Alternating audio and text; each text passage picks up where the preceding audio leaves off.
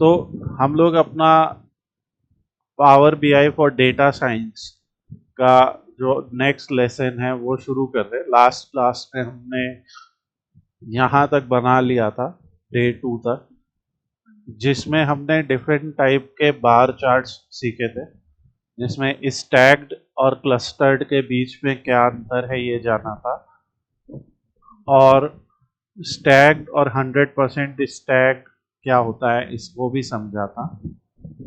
और यहाँ पे ऑब्वियसली ये तो बस उसी का वर्टिकल और हॉरिजॉन्टल वर्जन है। आज हम लोग और टाइप के चार्ट्स पे फोकस करेंगे कि वो चार्ट हम कहाँ पे लगाते हैं। जैसे फनल चार्ट है, डोनट चार्ट है, ट्री मैप है, और ये सब हम लोग थोड़ा थोड़ा सीखेंगे। जब कभी भी हमको तो एक तो हम इसको डुप्लीकेट कर लेते हैं, और ये हमारा आज का सेशन होएगा जिसको हम डे 3 बोलते हैं। और डे 3 में हम लोग जैसे मान लीजिए ये एक आधा चार्ट रखते हैं, बाकी यहाँ से हटा देते हैं ताकि हम उसके आगे कंटिन्यू कर सकें। तो ये हमारा चार्ट है। अब इसको क्या कर सकते हैं, हम कॉपी करके पेस्ट कर लेते हैं ऐसे, क्योंकि अभी हमने डिजाइनिंग के ऊपर बहुत सारी बातें नहीं की हैं। डिजाइनिंग हम लोग आगे सीखेंगे, पहले हम लोग बेस बना रहे हैं चीजों का। तो आज का जो हम लोग का पहला चार्ट हम पढ़ने जा रहे हैं वो है फनल चार्ट। ठीक है, फनल चार्ट। इसके पहले हम लोगों ने जो पढ़े हैं वो क्या क्या है, स्टैक्ड बार, क्लस्टर्ड बार। ठीक है, तो ये हो गया आपका जो है जो हॉरिजॉन्टल है, और इसी में कॉलम है ना, स्टैक्ड बार और क्लस्टर्ड कॉलम, और इसी में 100% भी, राइट, 100% स्टैक्ड बार। तो ये आपने पढ़ा। अभी फनल चार्ट। फनल चार्ट क्या होता है? फनल चार्ट जो होता है वो भी लगभग बार चार्ट जैसा ही है।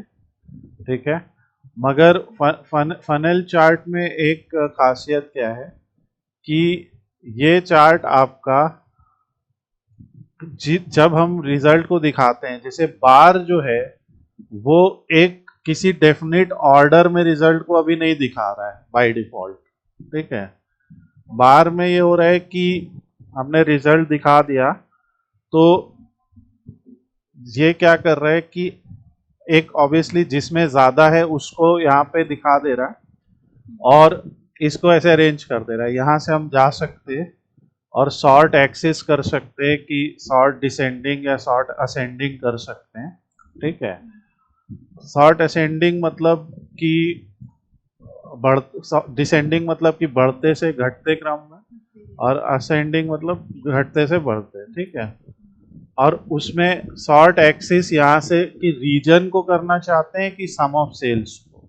ठीक है, वो यहाँ पे लिखा हुआ है कि आप रीजन वाइज करना चाहते हैं या सम ऑफ सेल्स वाइज, और वैसे आप करते हैं। ठीक है, ये आपका होता है, आपका जो है सॉर्टिंग जो यहाँ बार में होती है। पर ये फनल चार्ट एक अपने अलग टाइप की सॉर्टिंग लाता है।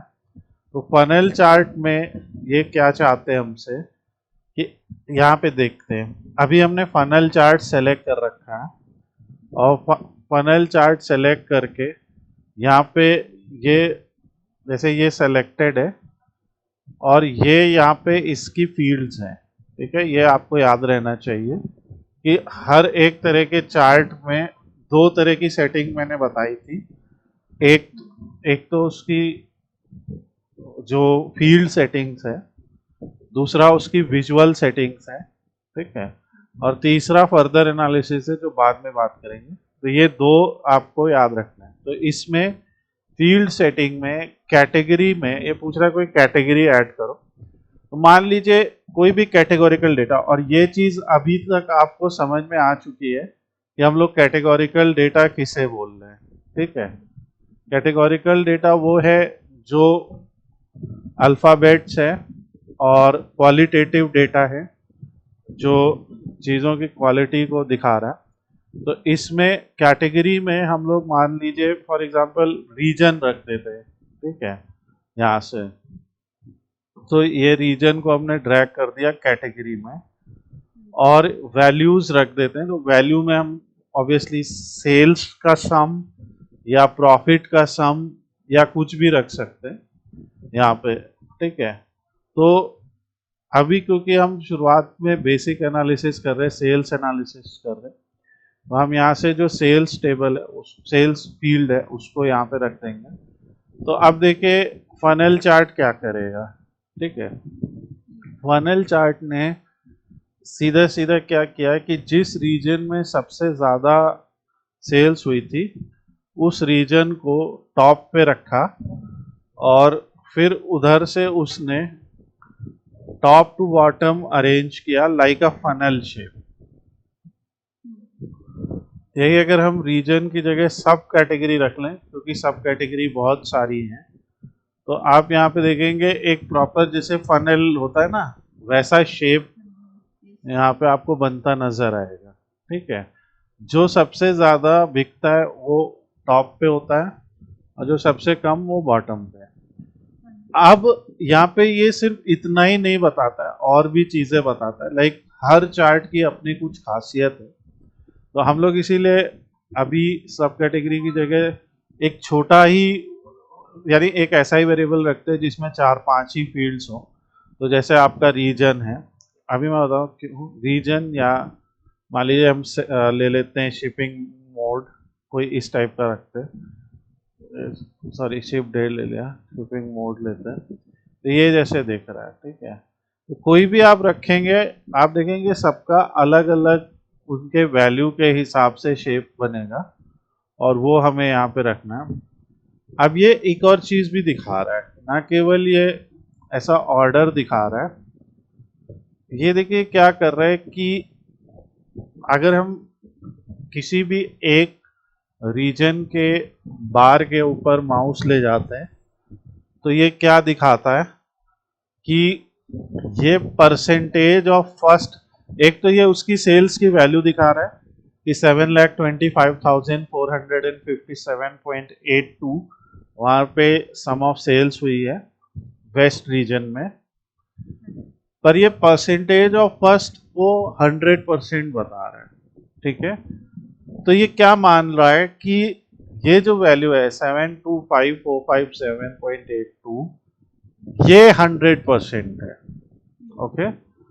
तो अब ईस्ट में जो वैल्यू आई 678,781, ठीक है, वो परसेंटेज ऑफ फर्स्ट की कितनी है और परसेंटेज ऑफ प्रीवियस की कितनी है। यहाँ पे फर्स्ट और प्रीवियस एक ही है। अभी यहाँ पे आते हैं, इससे देख के और समझ में आएगा। ये ऐसा देखो, सीधे मानते हैं कि ये कुछ 5,01,000 है वैल्यू, ओके। 5,01,000 कुछ है, ये परसेंटेज ऑफ फर्स्ट कितनी है, इसका मतलब समझ रहे हैं आप।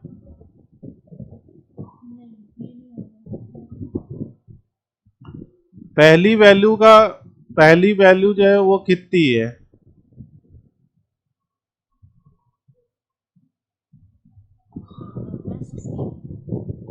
हाँ पहली वैल्यू कुछ 7,25,000 है, राइट। ऐसे 7.25 मान लेते, ठीक है। दूसरी 6.78 है मान लिया, तीसरी 5.01 है, यही है। तो 5.01 7.25 का कितना परसेंटेज है, राइट। मतलब अगर हम कहें कि 7.25 100 है, ऐसा बोल रहे, 7.25 100% होता है, तो 5.01 कितना होगा, राइट। तो ऐसे फॉर्मूला से हम सीधे कैलकुलेट कर सकते हैं, पर ये खुद ही कैलकुलेट करके दे रहा है कि अभी हमारा माउस किस बार पे, सेंट्रल पे, सेंट्रल की सेल्स जो कि 5,01,239.89 है, ये फर्स्ट पे कौन है? वेस्ट। वेस्ट की 69.09% है और प्रीवियस की 73% है। प्रीवियस पे कौन है? प्रीवियस पे ईस्ट है। तो ये फनल चार्ट ने क्या किया, सबसे पहले तो डिफरेंट रीजन्स को उनके सेल्स के वैल्यू के बढ़ते से घटते क्रम में लगाया, ठीक है, एक फनल शेप में।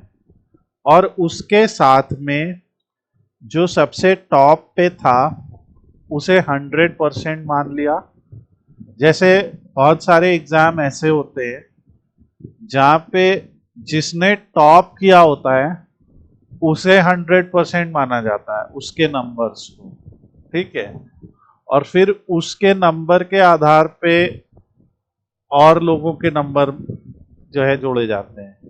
इसीलिए जो सबसे ऊपर है वो 100% है और जिसके सबसे कम आए वो 54% है। यानी ये लगभग उसका आधा है, ऐसा बोल सकते हैं कि जिसकी टॉप पे है, ठीक है, ऐसा है। तो ये क्या है? ये हमारा जो है फनल चार्ट है। फनल चार्ट को क्या क्या चाहिए होता है? फनल चार्ट को भी चाहिए एक कैटेगोरिकल डेटा, जो इस डेटा सेट में जैसे रीजन है, सेगमेंट है, सब कैटेगरी है, किसी को भी आप रख सकते हो, ठीक है। ये हम, और जैसा हमने बताया था, हम एक ग्राफ को स्टाइल कर लेते हैं तो उसकी कॉपी यहाँ पे कर देते हैं, तो वो हेडिंग वगैरह की स्टाइलिंग कॉपी हो जाती है, ठीक है। नेक्स्ट है ये, तो फनल चार्ट समझ में आ गया आपके? What is this? हाँ, अगर बहुत सारे सब कैटेगरीज हैं, जैसे मान लीजिए यहीं पे सब कैटेगरी में देना है, तो ये सब कैटेगरी है, ठीक है। ये हमें क्या दिखाएगा कि फोन्स सबसे ज्यादा सेल्स हुई है फोन्स की इन टर्म्स ऑफ वैल्यू, और परसेंटेज ऑफ फर्स्ट 100 है।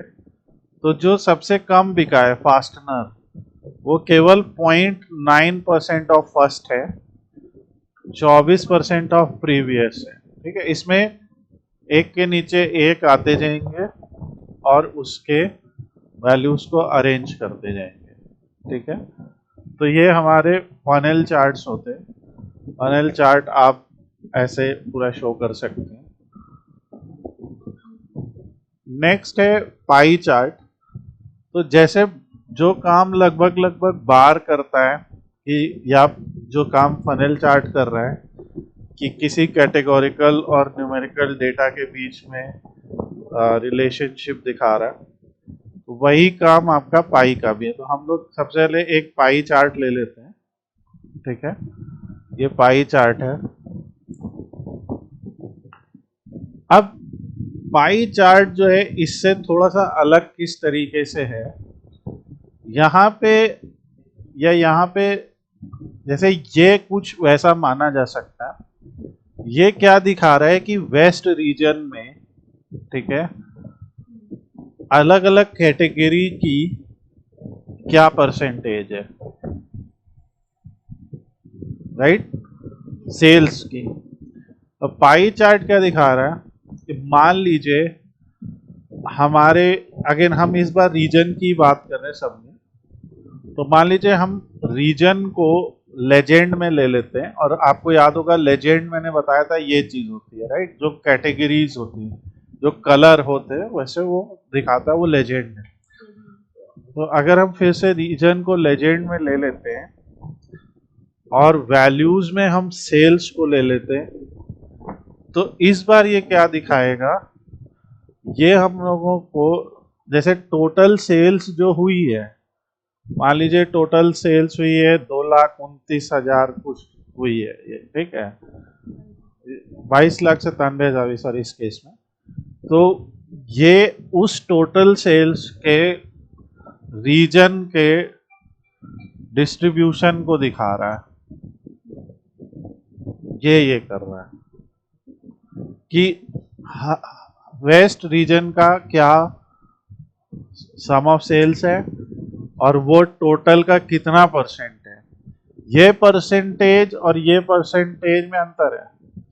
यहाँ पे ये सबसे टॉप वाले को 100% मान लेता है, पर यहाँ पे जो परसेंटेज दिख रहा है वो क्या दिख रहा है कि जैसे ये जो 7,25,000 है, ये उस 22 लाख का लगभग कितना परसेंट है। ठीक है, तो आपको भी पता है 7 इंटू 3 करोगे तो 21 होगा, तो वही 31.5% लगभग है ये। ठीक है, ये है 6,78,000 कितना है ये। सिंपल सा मैथ है राइट, कि आपके जो टोटल वैल्यू है उसका ये वैल्यू कितना है। तो ये आपको दो वैल्यूज दिखाता है कि एक तो आपको वो सम ऑफ सेल्स वो वैल्यू भी दिखा रहा है और एक आपको वो परसेंटेज भी दिखा रहा है। ये समझ में आ रहा है? ठीक है, अब इसकी जो विजुअल, अभी यहाँ पे सिर्फ वेस्ट लिखा नजर आ रहा है। ठीक है, इसकी जो विजुअल सेटिंग, पहले तो हम लोग इसकी फॉर्मेट कर देते हैं। अब इसकी जो विजुअल सेटिंग है वहां पे क्या है, ये स्लाइसेस है। तो आप सपोज करो कि आपको अलग अलग स्लाइस को अलग अलग रंग देना है। ठीक है, तो आप यहाँ से वो कलर चूज कर सकते हैं अगर आप चाहते हैं। दूसरी चीज, ये डिटेल लेबल्स हैं। डिटेल लेबल ऑन या ऑफ कर सकते हैं ऐसे। ठीक है, ये हो रहा है। लेजेंड है, लेजेंड यहाँ दिख नहीं रहा तो पता ही नहीं लग रहा ना कौन सा कलर क्या रिप्रेजेंट कर रहा है। तो ये लेजेंड को भी ऑन ऑफ कर सकते हैं। और ये है दूसरी चीज, कह रहे कि ये जो डिटेल लेबल है इसकी पोजीशन कहाँ रखना चाहते हो, आउटसाइड ऑफ सर्किल या इनसाइड ऑफ सर्किल। तो इनसाइड कर दोगे तो ऐसे आएगा। ओके, प्रीफर आउटसाइड, हाँ प्रीफर आउटसाइड, प्रीफर इनसाइड, तीनों है। दूसरा ये कह रहे कि यहाँ पे क्या क्या दिखा रहे, जैसे अभी हम सिर्फ कैटेगरी का नाम दिखा रहे हैं, वो जो कैटेगरी है। ठीक है, हम चाहें तो कैटेगरी की वैल्यू, क्योंकि कलर से तो हमें पता ही चल रहा है ना कि कौन सी कलर क्या रिप्रेजेंट कर रहा है, तो हम कैटेगरी की वैल्यू दिखा दे रहे ना सीधे सीधे। तो इससे हमें उसकी वैल्यू भी दिख रही है। ठीक है, वैल्यू छोटी सी नजर आ रही है तो इसकी वैल्यू का साइज भी बढ़ा सकते हैं ऐसे यहाँ से। ठीक है, इसका कलर थोड़ा सा लाइट लाइट सा लग रहा है तो इसको कुछ डार्क सा कलर दे सकते हैं। ये चीज समझ में आ रहा है? ठीक है, ये सारा कुछ यहाँ पे पॉसिबल है। दूसरा, जो पाई चार्ट का एक्चुअल पर्पस होता है वो तो यही होता है कि वो परसेंटेज दिखाना चाहता है। ठीक है, तो हम कहते हैं कि हाँ, लेकिन वो बार में हमने दिखाया है, ये उस बार में दिखा है जो 100% स्टैक्ड बार चार्ट है उसमें दिखा है। पर इसी चार्ट को अगर हम ये कर देते हैं तो इसमें ये वैल्यू दिखेगी। ठीक है, ठीक है। दूसरी चीज, अब यहाँ डिटेल लेवल में हम कहते हैं कि यहाँ पे ये पाई चार्ट में हमें सिलेक्शन देता है कि वहाँ क्या क्या दिखाना चाहते हो। परसेंटेज दिखाना चाहते हो, कैटेगरी परसेंटेज, या डेटा वैल्यू और परसेंटेज। अगर हम सेलेक्ट करते हैं डेटा वैल्यू और परसेंटेज तो क्या आएगा कि जितनी टोटल डेटा वैल्यू है उसके साथ में उसका परसेंटेज ऑफ टोटल भी दिखेगा। देखिए, अब बहुत बेसिक क्लास 6-7 में जो पढ़ा हम लोगों ने, अगर ये एक सर्किल है, ठीक है, मान लेते हैं कि ये जो पूरे सर्किल का एरिया है, ये या सर्किल का जो पूरा एंगल है वो मान के लेते हैं वो 360 होता है, ठीक है, ठीक 360 है, यानी 360 degree 360 degree equal to 22 lakh, right, ऐसा कुछ है। तो 1 डिग्री कितना लाख रिप्रेजेंट कर रहा है वो आपका निकल जाएगा, ठीक है। या यूं बोल सकते हैं कि 360 डिग्री इक्वल टू 100%, ठीक है, ये है 360 degree equal to 100% equal to 22 lakh, सीधा सीधा ये है। तो अब इसी फार्मूला से निकाल लो कि 7,28,000 कितना परसेंट और होगा और वो कितना डिग्री होगा, राइट, समझ गए। तो यही होता है इसी में कि इस तरीके के एंगल्स कट जाते हैं, ठीक है। अगर आप देखोगे इसको आप 4 पार्ट में तोड़ते थे, ऐसे 4 बराबर पार्ट में, तो चारों का एंगल 90-90 आता था, जो टोटल 360 हो जाता था, ठीक है। पर यहाँ पे क्या हो रहा है कि चारों सेल्स चारों रीजन की बराबर नहीं है, ठीक है, अलग अलग है। तो क्या हो रहा है, कोई एंगल कुछ और हो जा रहा है, कोई एंगल कुछ और हो जा रहा है, राइट, ऐसा कुछ होता जा रहा है। तो वो बस वही यहाँ पे रिप्रेजेंट, तो इसलिए पाई चार्ट इम्पोर्टेंट है, और ये सीधे सीधे हर रीजन की सेल्स की वैल्यू और परसेंटेज दोनों को बताता है, ठीक है, ये चीज। अब अगर हम यही चीज कॉपी करते हैं यहाँ पे, सेम चीज, तो इसी का ही भाई है ribbon chart, oh sorry donut chart, same same. अभी मान लो यहाँ पे हम सम ऑफ सेल्स की जगह पे सम ऑफ प्रॉफिट ले आते हैं, ठीक है, ऐसा। तो ये सेम वही चीज कर रहा है, बस बीच में थोड़ी सी जगह छोड़ दी है इसने, वो डोनट है। ये जगह का कभी कभी हम लोग एक यूज करते, तो जैसे ये एक कार्ड विजुअल है, ठीक है, ये क्या है, ये कार्ड विजुअल है, ठीक है। कार्ड जैसे ये जो हम लोगों ने अभी तक पढ़े, बार चार्ट या पाई चार्ट या फनल चार्ट, ये क्या कर रहे हैं, ये मल्टीपल फील्ड से डेटा दिखा रहे हैं, राइट। जैसे कोई दिखा रहा है sales of region, sales by region, कोई दिखा रहा है sales by region as a pie chart, ठीक है, कोई दिखा रहा है प्रॉफिट बाय रीजन, राइट। पर ये जो कार्ड विजुअल है ये सिंगल वैल्यू दिखाएगा, ठीक है। तो इसमें अगर हमने सम ऑफ प्रॉफिट खींच दिया इधर से, तो ये एक अकेली वैल्यू दिखाएगा।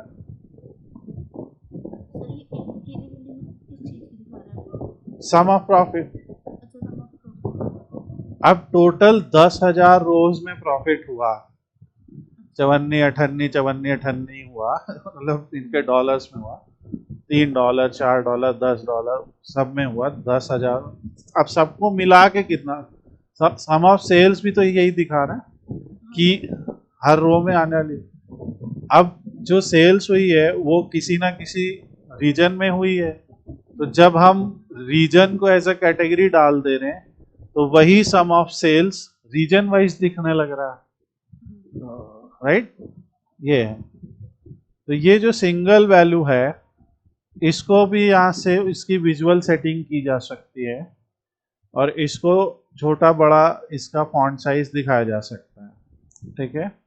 ये इसका लेबल है, ये जो नीचे दिख रहा है जहाँ ये लिखा है ना सम ऑफ प्रॉफिट, लेबल का कलर भी आप बदल सकते हैं और इसकी वैल्यू को एकदम ऐसा छोटा बड़ा किया जा सकता है, ठीक है।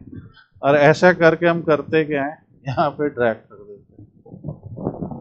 तो इससे क्या कभी कभी दिखता है कि इस टोटल प्रॉफिट के आपको वो 4 वो दिख रहे हैं ना, वहां पे जो डिवाइड दिख रहा है कि पिंक वाला वेस्ट है।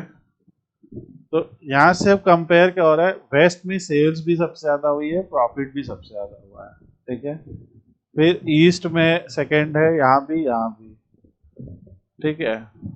पर सेंटर यहाँ पे सेल्स के मामले में ज्यादा है, प्रॉफिट के प्रॉफिट, लेकिन प्रॉफिट में सेंट्रल में सबसे कम है। ऐसे साइड बाय साइड सेल्स और प्रॉफिट कंपेयर हो रहे हैं, ठीक है। ये डोनट और पाई चार्ट का काम है, ओके। जब दोनों एक ही चीज दिखाते हैं, एक ही जैसा आंसर दिखाते हैं, कभी कभी हम लोग डोनट में क्या कर देते हैं कि वो जिस वेरिएबल को तोड़ रहे हैं ना, मतलब उस वेरिएबल को हम लोग जोड़ के भी दिखा देते हैं कि भाई इसका जोड़ ये आ रहा है, सम ये आ रहा है, बाकी इसका जो है बाकी आप इसको तोड़ सकते हो। तो ये है क्या, ये है पाई चार्ट और डोनट चार्ट, ठीक है। नाउ नेक्स्ट जो हम लोग चार्ट पढ़ रहे हैं वो है ट्री मैप, ठीक है। इसको हम लोग पूरे में फैलाएंगे ऐसे, और अभी उस पर बताऊंगा क्यों। अगर हम इन सब वेरिएबल्स में देखें तो ये जो सब कैटेगरी है, ये बहुत सारे इसमें वैल्यूज हैं, ठीक है, डिस्टिंक्ट वैल्यूज हैं। जैसे यहाँ से अगर आप सब कैटेगरी पे जाते हैं तो ये हैं, ठीक है, 8-10 हैं, ज़्यादा ही है बोलो। तो ये यहाँ पे क्या हो रहा है, हम लोग इसको ट्री मैप यहाँ पे हमने रखा।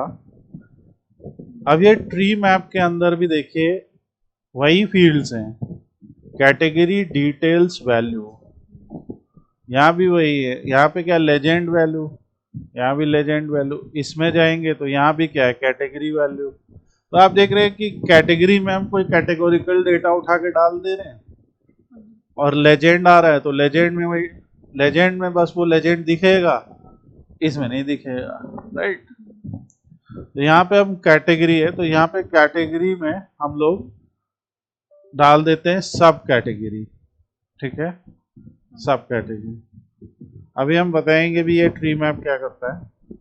ट्री मैप, ये ट्री मैप, बार चार्ट और डोनट चार्ट, ठीक है, ये तीनों लगभग सेम डेटा दिखाते हैं, ठीक है। मगर ट्री मैप उसको दूसरी तरीके से दिखाता है, बार चार्ट दूसरी तरीके से दिखाता है, और बाकी आपको दूसरी तरीके से दिखाता है, ठीक है। तो अभी हम एक मिनट, तो ये जो है सब कैटेगरी, और इसमें वैल्यूज में अगेन वही जो हम कर रहे तब से, या तो सेल्स या प्रॉफिट, ठीक है, क्योंकि इस डेटा सेट का जो मेन है वैल्यू, मेन वेरिएबल है वो प्रॉफिट, सेल्स या प्रॉफिट है, तो इसको हम यहाँ वैल्यूज में डालते हैं, ठीक है। तो अब इसने क्या किया कि हर एक जो सब कैटेगरी थी, उस हर एक सब कैटेगरी की को इसने एक ट्रायंगल का शेप दे दिया, ठीक है। और आपको पता है कि राइट, तो इसमें फोन्स यहाँ पे है, ठीक है, और ना केवल ट्रायंगल का शेप दिया, इसने अरेंज भी किया, ठीक है। हाँ सॉरी, मैं ट्रायंगल बोल रहा हूँ, रेक्टेंगल, हाँ। और ये रेक्टेंगल जो है ये सारे अरेंज किया, और ये वाला फर्स्ट पे होता है और ये लास्ट होता है, तो ये इधर से शुरू होता है, ये 1 2, हाँ अभी हम सेल्स की बात कर रहे हैं, तो सेल्स सबसे कम होगी, जो भी वो लास्ट में है। तो इससे हमें दिखेगा कि तो ये कुछ ऐसे चल रहा है, राइट, ये अपना कुछ ऐसे चल रहा है, ऐसा कुछ अपना ये बनाया। तो ये खुद को एक ट्री बोलता है कि जैसे ट्री ऐसे पूरा स्प्रेड होता है ऐसे, तो वैसे कुछ गंदा सा ट्री बना, ऐसा एक ट्री का होता है ना, ब्रांच होती हैं वो स्प्रेड होती हैं ऐसे, तो वैसा कुछ ये बोलने की कोशिश है। अब इसमें एक तो हम वही जो फॉर्मेट पेंटिंग करते हैं यहाँ से कॉपी करके लगा दिया तो फॉर्मेट सेम कॉपी हो जाता है यहाँ पे। दूसरी चीज यहाँ ये डिटेल्स भी है, ठीक है। अभी आप देख रहे हैं कि पहले तो ये देख रहे हैं कि ये वैल्यूज दिख रही हैं बहुत छोटी छोटी, तो ये है डेटा लेबल, ठीक है। अगर डेटा लेबल को 7 है, इसको हमने कहा 7 नहीं भैया, कम से कम 15 तो हो जाओ, ठीक है। तो अभी वो काफी बड़ी वैल्यू दिख रही है, तो जितने आपको कंफर्टेबल लगे कि ये है। और देन यहाँ पे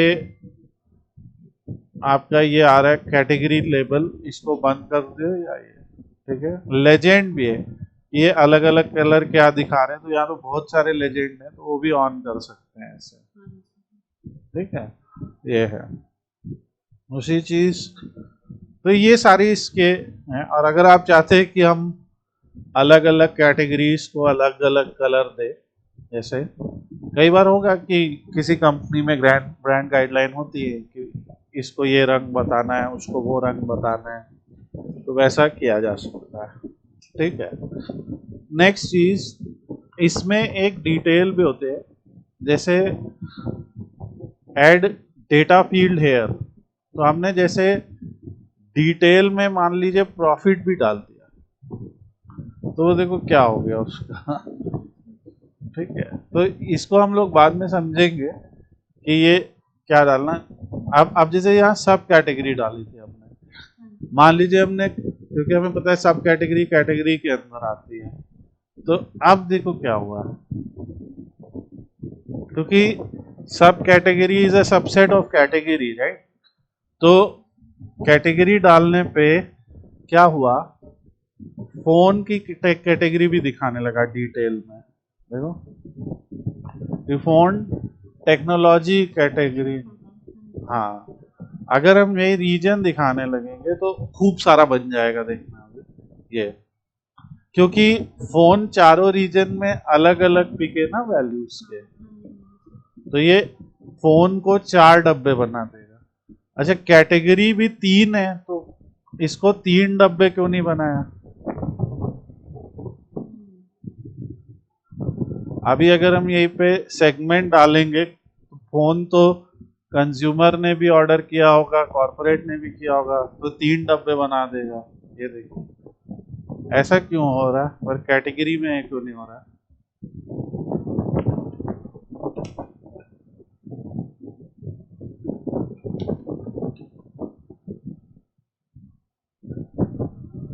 क्योंकि अगर आप लॉजिकल रीजनिंग के हिसाब से सोचा, अभी मैंने बोला भी बल्कि ये कि ये कैटेगरी है, तो ये सारी सब कैटेगरीज उसका सबसेट है ना, राइट। तो फोन तो एक ही कैटेगरी में आएगा, समझ रहे हैं। ऐसा थोड़ी है कि फोन कभी कभी टेक्नोलॉजी होगा और कभी फर्नीचर होगा, राइट। तो इसीलिए उसी उसी के पेरेंट डालेंगे तो एक ही डब्बा बनेगा। और अगर ये, तो ये बेसिक सी बात है, मैं वैसे ऐसे बता रहा हूँ। तो ये है, अगर सिटी डालेंगे तो कई बन जाएंगे, कुछ समझ में नहीं आएगा, ठीक है। तो इसलिए हम लोग को ये सब सोचना भी होता है कि हम क्या वैल्यू उठाएं और उसके हिसाब से क्या ग्राफ दिखाएं, ठीक है। ये है, तो ये हमारा super store sales analysis dashboard का डे 3 है। Obviously we are going slow. यहाँ तक हम लोगों ने सिर्फ बार चार्ट पढ़े थे, अभी हम लोगों ने आज funnel chart, pie chart, doughnut और ट्री मैप पढ़ा है, ठीक है। तो अब हम चाहेंगे कि आप लोग इतना बना के दिखाएं पूरा, ऐसे ये 2 डैशबोर्ड, ठीक है। और एक इम्पॉर्टेंट चीज, ये सब आपस में इंटरैक्टिव है। ये देख सकते हैं आप। अगर मैंने ब्लाइंडर या बाइंडर सेलेक्ट कर लिया, तो सारी जगहों पे वो बाइंडर सेलेक्ट हो गया, ठीक है। और ऐसा अगर मैंने यहाँ रीजन सेलेक्ट कर लिया तो पूरा डेटा अब उस रीजन का दिखने लगेगा। ओके, ये चीज़ है। तो ये हमारा आज का चार्ट है। फिर थोड़ा सा अब आगे हम लोग जो बात करेंगे थोड़े एडवांस चार्ट्स की तरफ, जिसमें रिबन है, एडवांस तो नहीं है बट हाँ हम लोग उसको डिस्कस करेंगे। रिबन चार्ट है, मैप है, मैप में भी शेप मैप है जो आपके में नहीं दिख रहा होगा अभी, तो ये कैसे इनेबल करना है, ठीक है। आगे हम और बात ये भी करेंगे कि पावर बीआई जब इंस्टॉल होता है तो कुछ विजुअल्स तो वो देता है हमें, ठीक है, पर जो पावर बीआई का अपना ऑनलाइन ऐप स्टोर है, तो अब उन्होंने पावर बीआई ने पहले इसका नाम ऐप सोर्स नाम से रखा था, अब मार्केट प्लेस कर दिया, ये इन्होंने अपडेट दिया। तो इसमें आपको यहाँ पे पावर बीआई विजुअल सर्च करना है। तो जैसे कस्टम विजुअल, ये सब ऐसे दिख रहे हैं, from visual right, performance flow, और ये पावर बीआई विजुअल कैटेगरी में आ रहा है, ठीक है। तो ये कैटेगरी है। जैसे एक वहाँ बेसिक कार्ड हम लोग ने देखा था, ये एडवांस कार्ड है, ठीक है। ये गैंट चार्ट है, इसका एक अपना पर्पस होता है। फिर ये मैप्स है। तो लेकिन ये बाद की बात है कि जब हम पहले तो सारे इतना ही पढ़ के समझ लेना, पर यहाँ से आप डाउनलोड करके यहाँ से इंपोर्ट कर सकते हैं, ठीक है, नया विजुअल। तो पावर बीआई भी नए नए विजुअल यहाँ पे नए नए वर्जन्स में लाते रहता है। जैसे ये एक कार्ड है पुराना, ये है कार्ड न्यू, एक है स्लाइसर है पुराना, स्लाइसर है नया, ये स्लाइसर पुराना, ये। तो ये हम लोग करेंगे। तो कल हम लोग फिल्टर्स पे भी बात करेंगे, क्योंकि फिल्टर्स बहुत इंपॉर्टेंट है। तो तो हम लोग देखिए सीधे एक प्रोजेक्ट पे ही काम कर रहे हैं ताकि हमें सीधे प्रैक्टिकल यूज समझ में आए, ठीक है। और एक बार एक पे कर लेंगे तो ऐसे फिर हम लोग के पास 50 और प्रोजेक्ट्स है जिस पे बना सकते हैं। तो ये याद रखिएगा। तो नेक्स्ट क्लास में हम लोग ये डिस्कस करेंगे।